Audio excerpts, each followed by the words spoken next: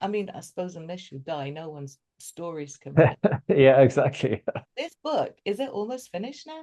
Yeah, I mean, all the individual stories have more or less been written. There's Jan in America, me in Ireland. There's another Irish guy in Germany. There's two in South Africa and a lady in Oman or in Tunisia. She's from Tunisia but living in Oman. So we kind of have a nice diverse mix of locations and genders. October, November, we committed then to actually writing our story. So since then, we've kind of just got a draft of each of our individual stories. We're just doing final drafts on those. And now we're at the stage of formatting and figuring out how we just get it out there, I guess, you know. When you write it down, there's so much that's coming together that makes sense. It's not with the intent of connecting with clients, it's with the intent of connecting with yourself, honestly. And from that space, a beautiful service is emerging out of that intention of exploring and having the courage to do this exploratory work. You will get that, oh, that's me that Seamus is talking about, or Jan, or whatever. And they will understand me where I am in my journey. You know what I mean? So that is the door opener, I think. And again, this brings back to Lipton. Like that key moment for me is Lipton challenged the dogma of how medical students were being taught in the 60s and 70s in medical schools. He was a cell biologist, and he said this whole way people are being taught is just complete bullshit. And he came at it from a totally different perspective, how we're actually taught in universities, and has become the accepted part of how medical science is practiced is actually all wrong. And he paid a big price for that. I talk about that in my own story. He paid a big price for that. He invited me to actually challenge the dogma of my own beliefs as well. And like that's the service I owe to Lipton. And he was ready to take a stand for that. And still up to this day does. He's been doing it for 40 years. And that kind of inspired me to kind of just, you know, take ownership and take a stand for what you really care about rather than living behind the mask of conformity, you know? So, what was your why? What became your why in the end? Um, my why was I was living a lie basically. I was living behind this like with complete low self-esteem, low confidence, like this sense of other not being good enough, like for years. And I suppose like what's come out of my story now is don't wait until you're 40 years of age to develop a sense of um challenging your beliefs and narrative. And again, they're there. What I've come to realize is they're there for a very good reason. So this sense of when I'm 8 years of age, and what you talk about in the story, of being proportionately responding to critique or homework corrections, whatever, the tears would emerge. And I was simply a very sensitive person, a very sensitive child. I can see that now. I couldn't see that when I was 8 years of age. I can see that now with through a different lens. But at the time, in that situation, I was saying, Jesus, my tears are coming up. I look like a real twat in front of my like 8-year-old friends because I'm getting some my criticism that they're just able to engage with and laugh off and doesn't seem to affect them.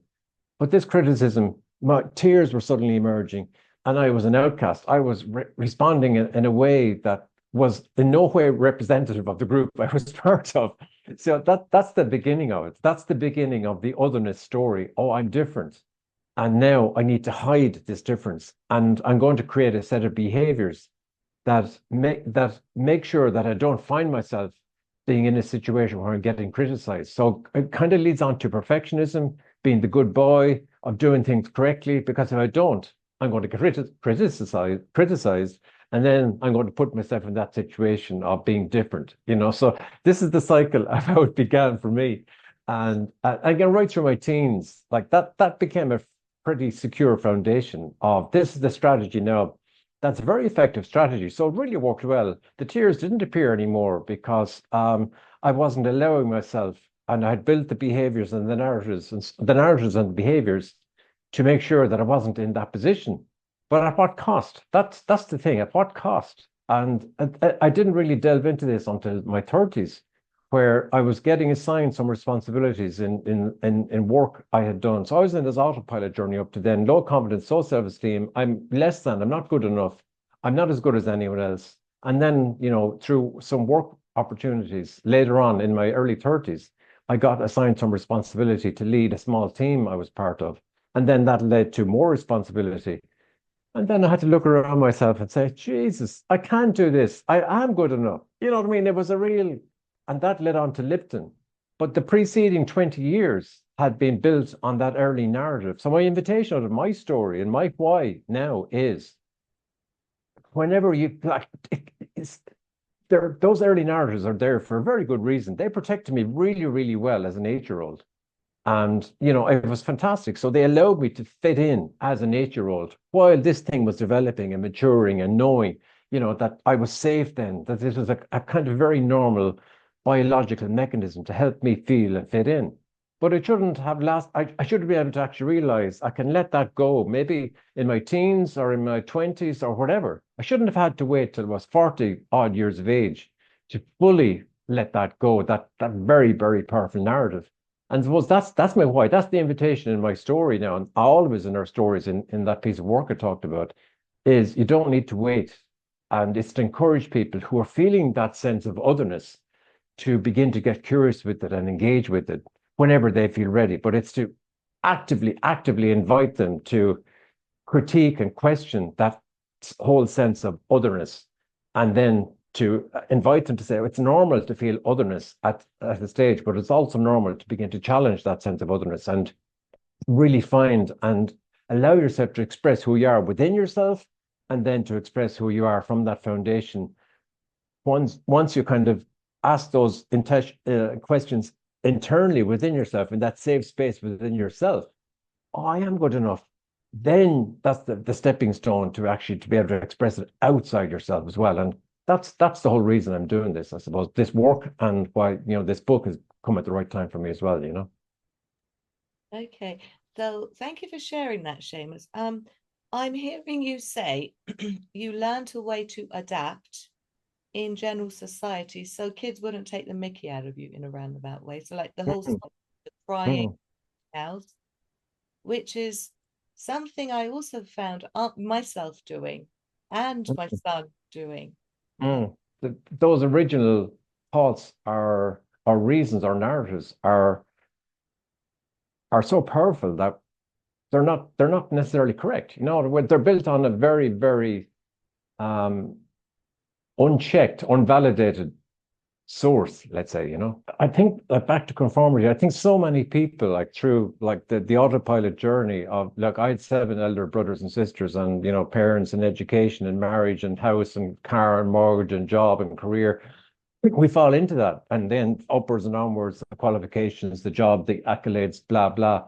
But the transition point, I think, is exactly what we're talking about here, is when you, oh, okay, you at that point then of, you know, when I was 40, I began to challenge and be really examine what I really cared about.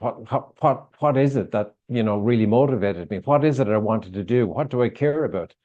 Um, because up to that point, I was completely out here on blindly following that route of that conformity journey of, well, this is what life is and this is how we should operate. But since then, it's inviting people as early as possible in their lives, I think, is to come back and reevaluate and validate and challenge, like Lipton did, the current environment. Like back here again, like your environment.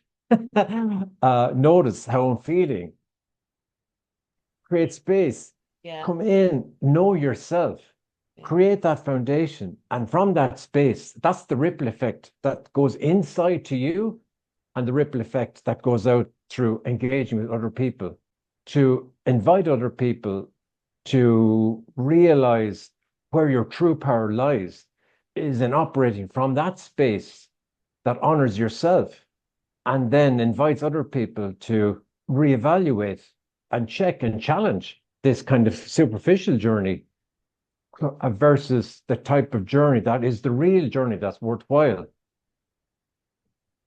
and We the talk release about, and the liberation that comes with that, you know.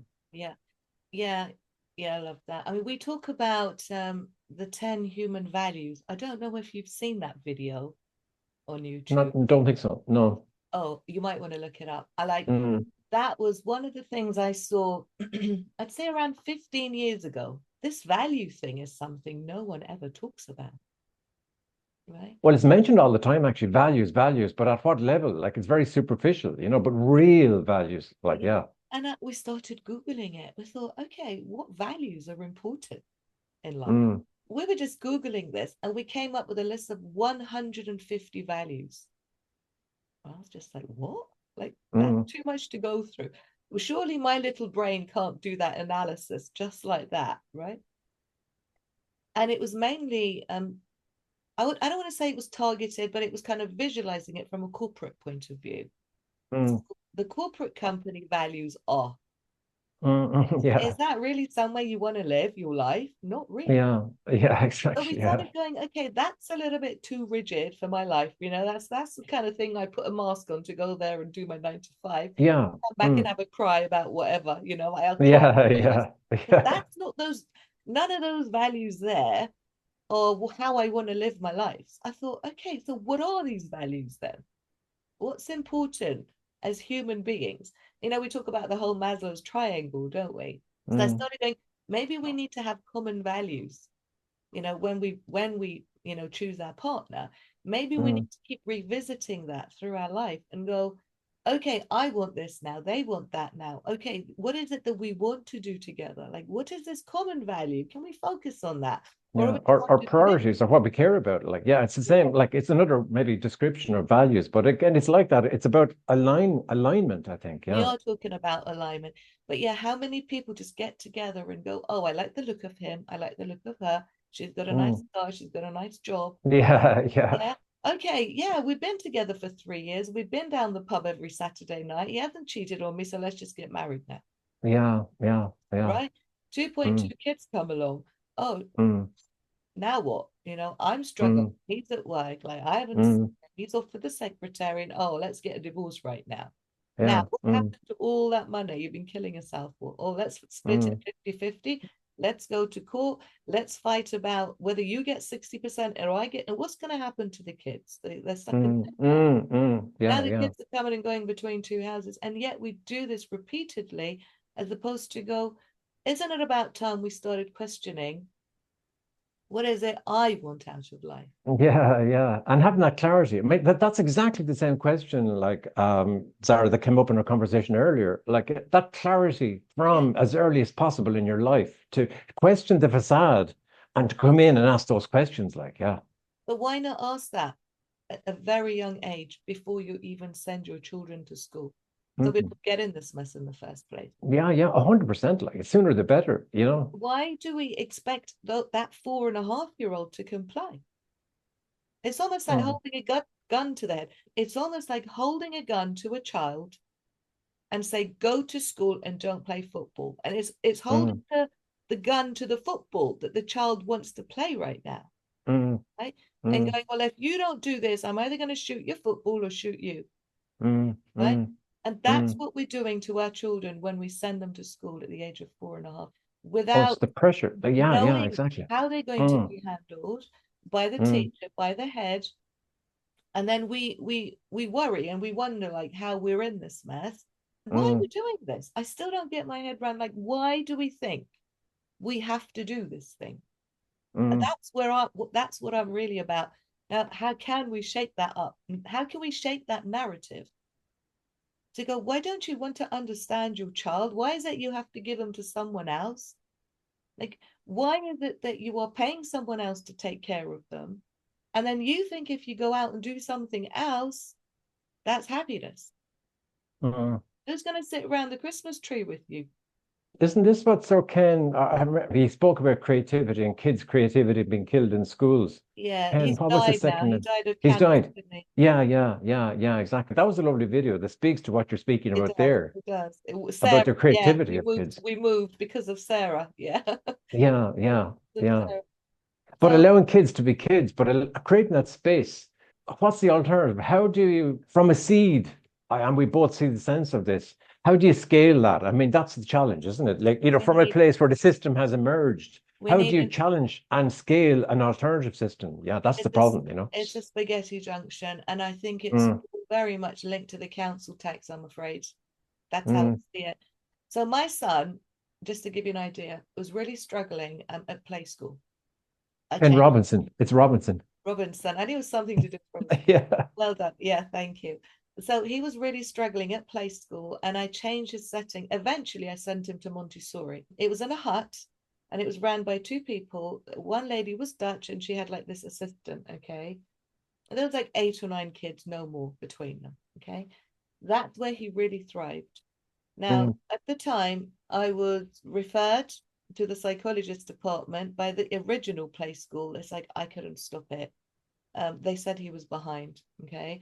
So now we're working with the Montessori setting to see like whether that report was right or wrong and like what books can we tick or untick and all that kind of nonsense. So we have a starting point because I didn't believe half the things those people had said in that report. I was like, he knows his colors.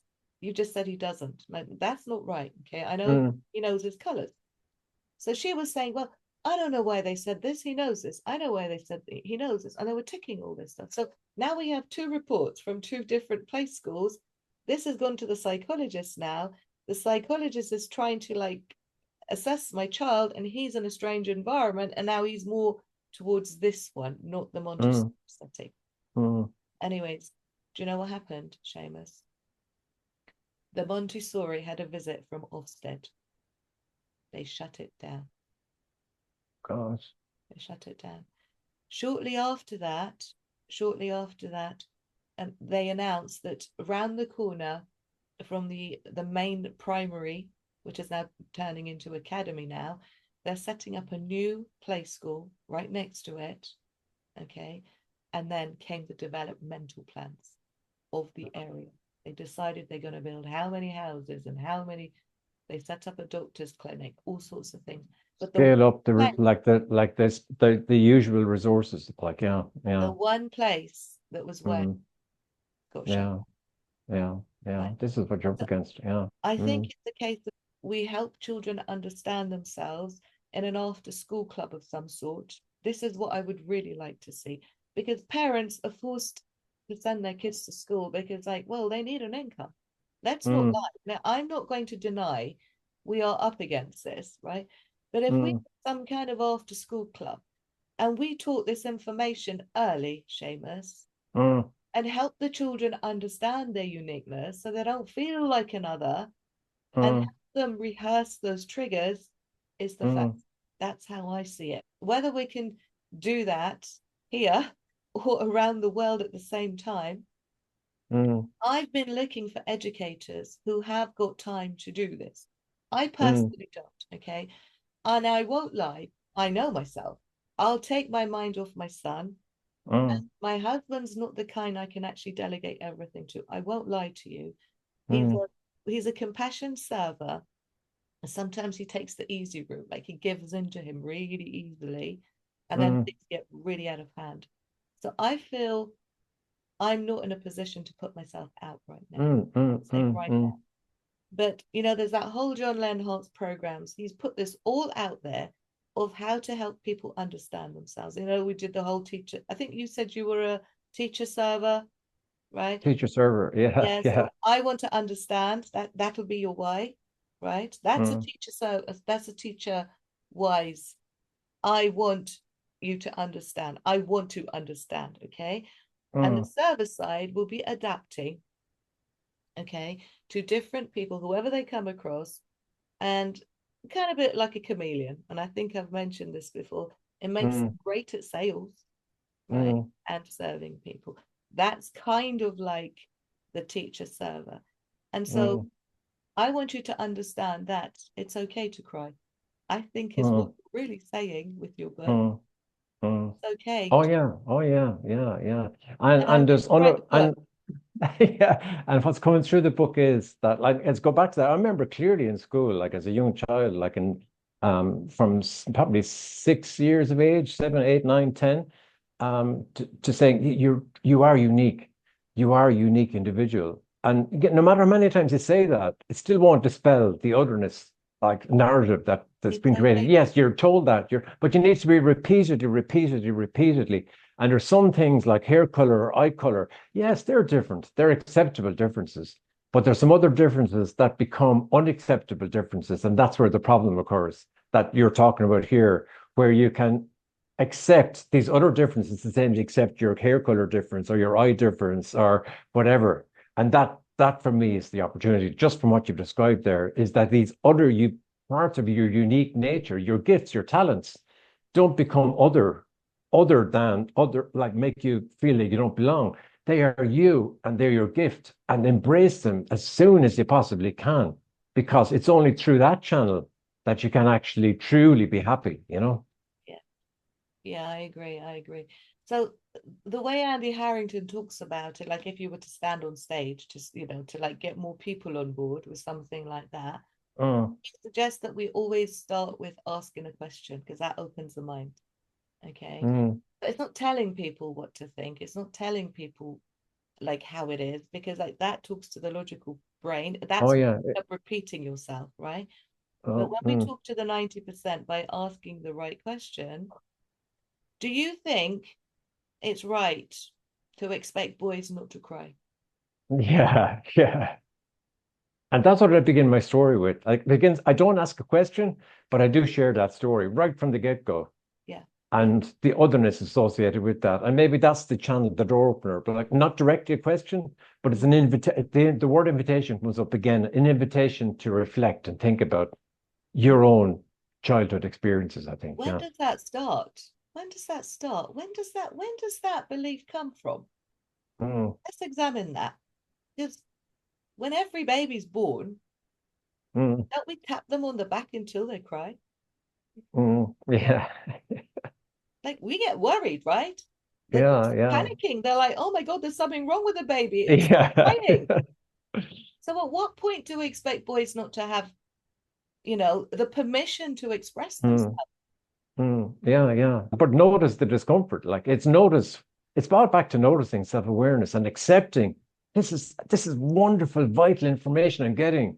I don't need to suppress this. This is actually my body in the most natural way possible telling me Yeah. that you need to attend to this. You know what I mean? That's the game-changing nature of what we're talking about. Yeah. This is wonderful, naturally emerging information.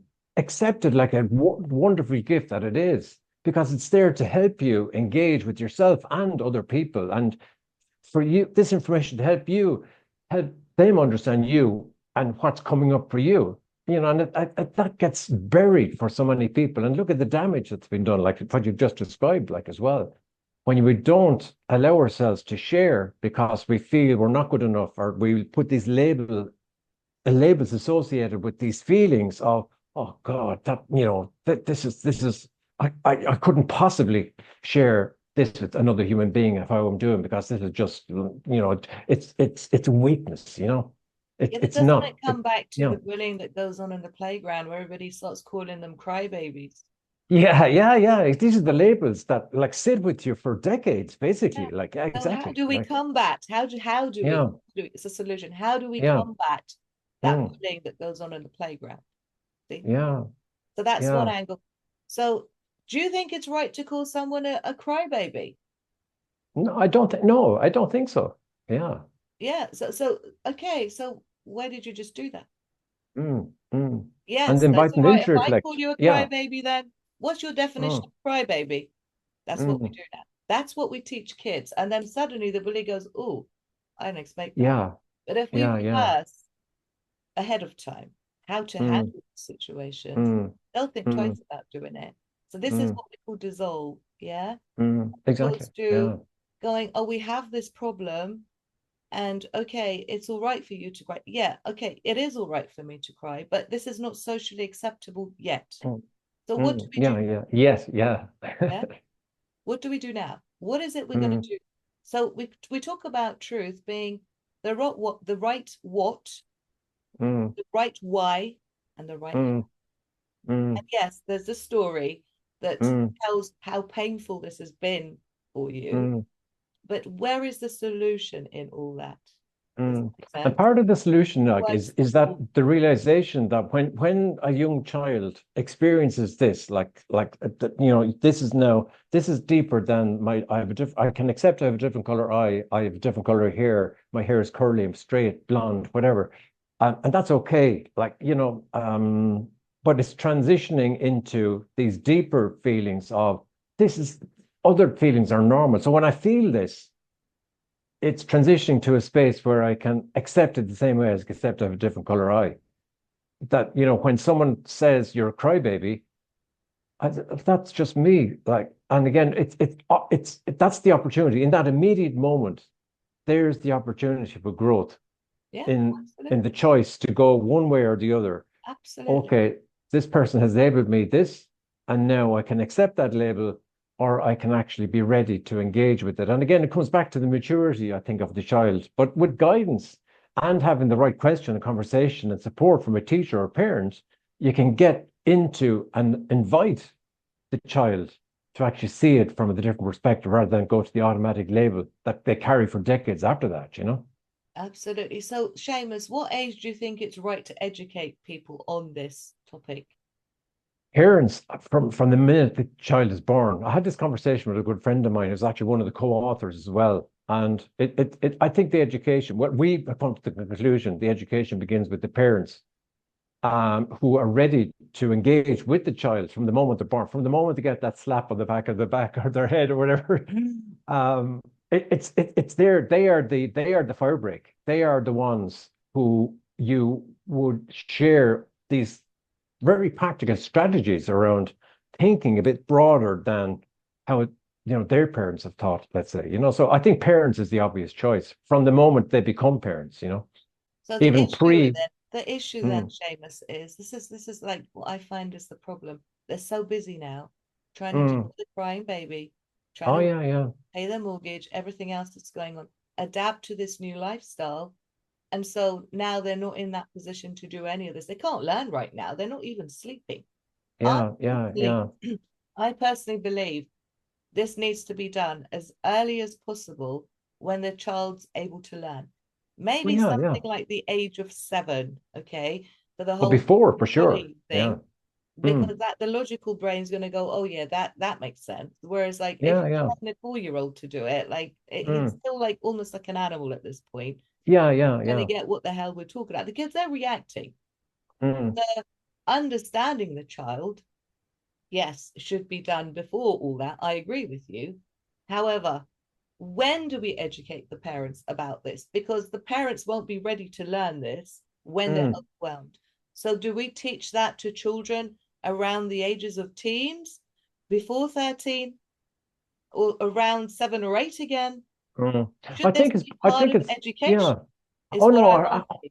100% it should be because that would eventually trickle through. So I think you begin with all basically. You know what I mean? So you begin with new parents, and the parents of the future are now like 10-year-olds, 11, 12, 13 teens, and so on. So as soon as they're exposed to this is the thin edge of the wedge. They can begin to kind of challenge the current system from that age when they will become the future parents who will then be the first to be able to begin to really and in a very practical way implement the strategies that are very different from the strategies that in which they were brought up. So it's a very, very long-term project. Yeah. But I think they are key audiences, like the younger people who are now have the mental capacity to be able to actually see another perspective, and also the parents to work with those who are now becoming the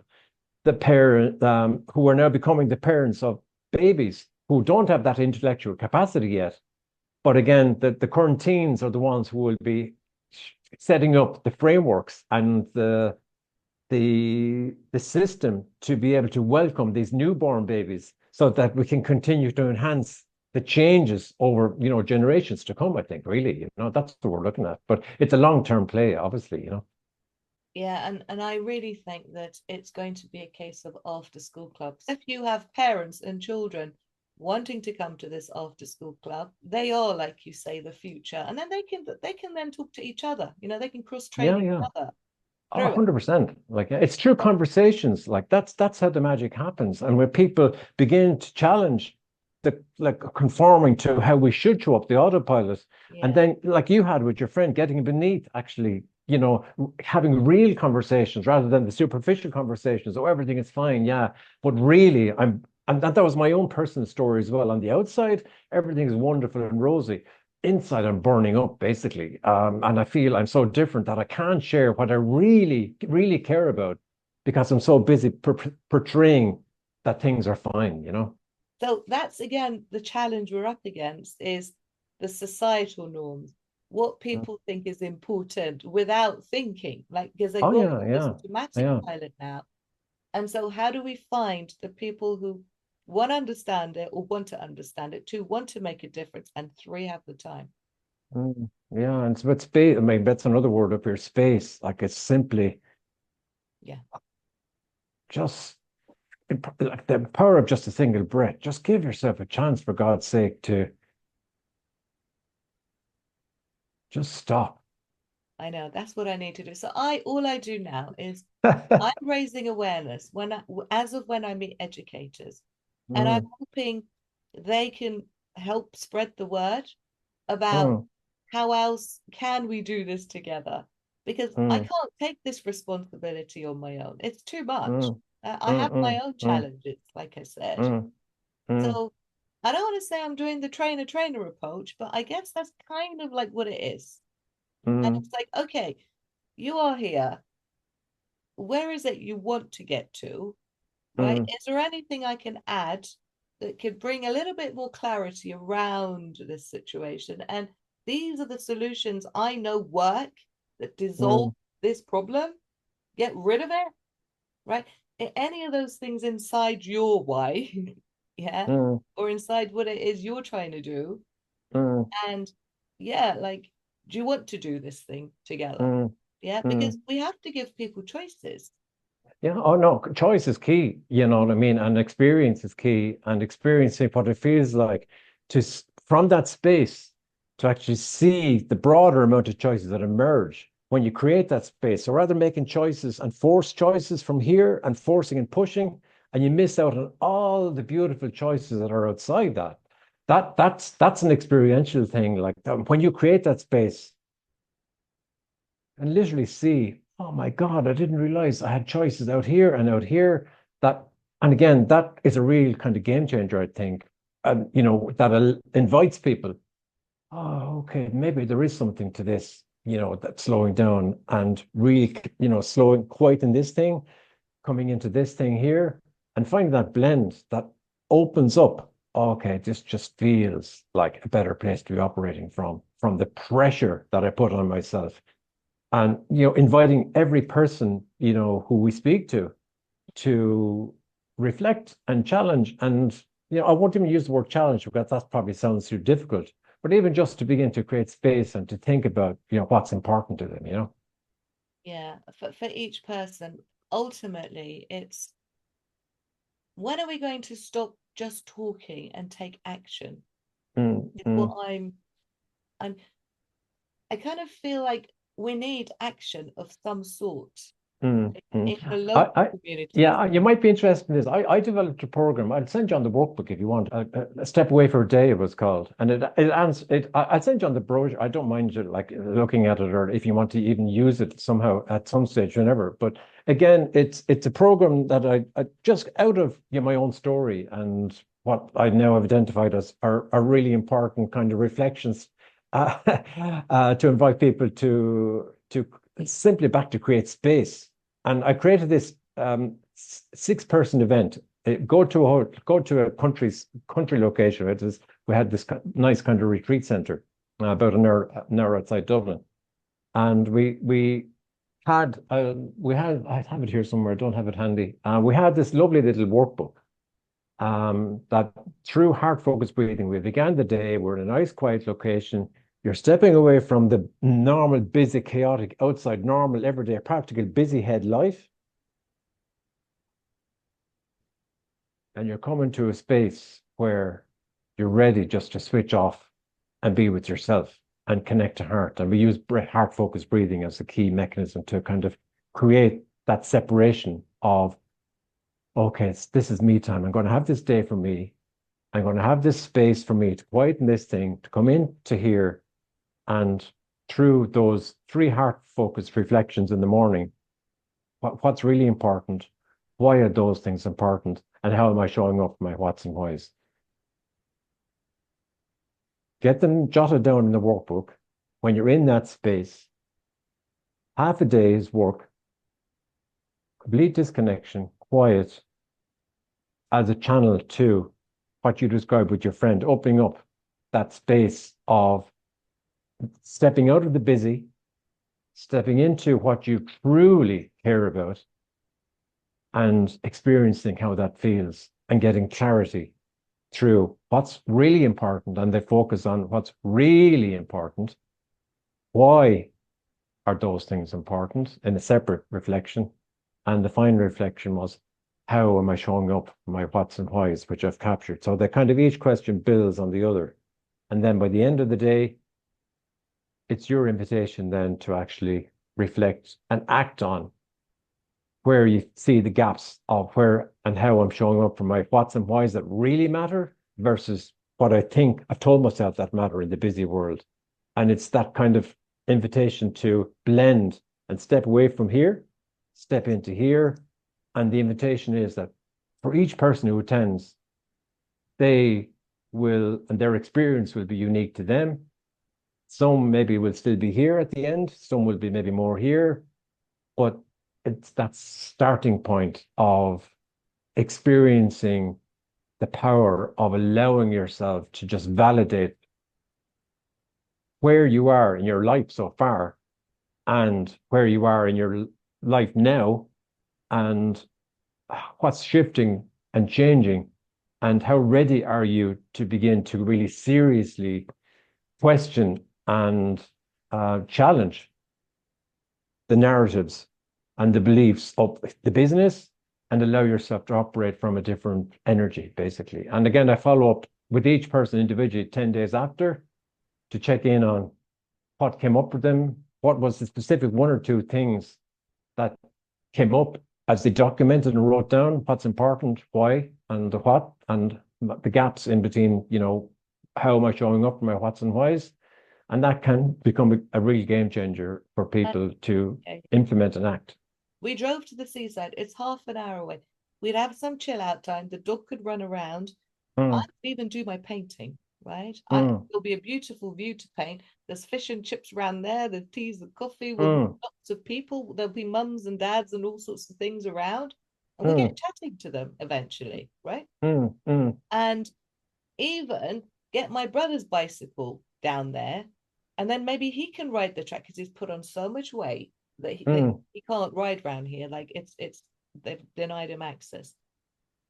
And I've mentioned this at least 2 years ago, actually. I keep repeating it, but like, I made a play on it. I actually build this image of what if we had a little tiny session with two or three mums, and then we actually had a unofficial training while we had mm, in coffee, like I did with my friend then.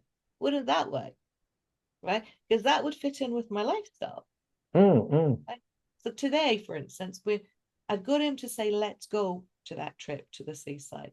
Right? It's that mm. gradual, okay, let's go and see. Well, we had a great time. Yeah, yeah. It's Just around open the the door. Like, yeah, exactly. yeah. Yeah.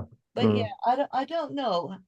How can we sort out education is where I'm coming from because I can't do this on my own, Seamus. mm, mm, I can handle this lot. I know what I need to do. It's a case of, like you say, just waiting for them to go, I'm ready now. And mm, some of this other stuff to calm down a bit. mm, I think, I can't force the situation mm, with my brother or my sister or anything to go away. mm. We've But I we've think we can invite it. It doesn't stop us inviting, like, and that's why I suppose we're doing this book as well. The seven of us, like, yeah. is to put it out there as an invitation to Mm-hmm. see, what does this sound like you? Does this resonate? And if it does, here's your invitation, like, to actually, to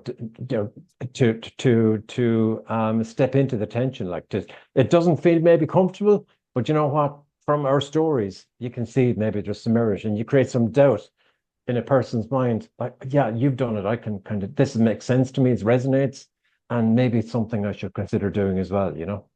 It begins with a conversation thing, but again, let's gently, like Yeah. step by step, micro step by micro step, like and back to experience. And when, through that gentle nudge, nudge, nudge, nudge, nudge Nagging wife. of It's being more open. it's Yeah. exhausting. Well, thank you very much for meeting up and sharing what you guys. So when is this Yeah. book out? When is this book coming out? Give us. We hope probably realistically, I guess it's going to be, we're March now, April, May, could be June, May or June at the earliest, I think, so we have still a little bit of work to do, but we're determined. We think it's, something we just all feel we have to do. Where are you planning on publishing it?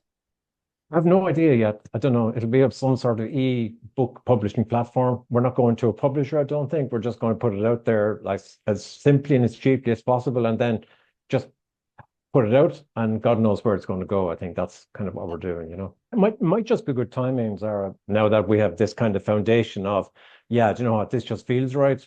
Now we're in the practical stages of, simply unleashing it. And we're talking about other books to follow, basically, on some of the key themes that emerge from this. It's actually challenging the dogma. Going back to Lipton as well, I'm challenging the dogma of how we've come to accept as best practice. Actually, best practice is coming actually in here and really being connected to that information that's always available to us from the moment we're born, of being allowing ourselves to value what's coming in here, notice, value, use, harness, and express it. And that's the secret. And hopefully, through this channel and other channels, and just being the people we are, that will be, that's my legacy, I suppose. That's my ripple effect, is encouraging and inviting everyone I speak to operate from there. But let's stay in touch. Maybe the book that we're working on, and maybe any connections you've got there, could be a great way of helping us. Like, that's maybe where I need help and the group need help right now. And maybe that's maybe part of how we'll continue our conversation. Maybe We're doing the Jan session on Oh, Friday. yeah. We'll stay connected there as well, And which we is a great changed session. narrative to boundaries, didn't we? So maybe we can We did, do yeah. books like that. And who knows? Like, I'm still looking to set up that group for men. There's a lot of resistance, Seamus. Everyone's like, oh, there's going to be a fight. So how we do that seems to be something we have to shift. But I Yeah. haven't given up. But it's through these connections, like it's through these, that something will emerge. When you're having conversations, those connections will emerge Yeah. where they're meant to emerge, I think, and just trust that. I don't want to force anything. I don't believe. Yeah, exactly. Like, exactly. It's exactly that. So the fact you're having a conversation, those links are being created, and they will emerge in the way they're meant to emerge. It's honoring yourself and honoring other people's stories. I mean, that for me is the essence of it. That when we're honoring ourselves and operating more from here, that transmits to other people, and it results in that alignment that we talked about as well. So when more and more people are operating more from here, what feels right from here, that's where true alignment emerges from. Yeah. So, anyways, I'm gonna have to love you and leave. You got 20 minutes for your lunch. Yeah, me too. Take care, Zara. See you. Take care. Bye bye.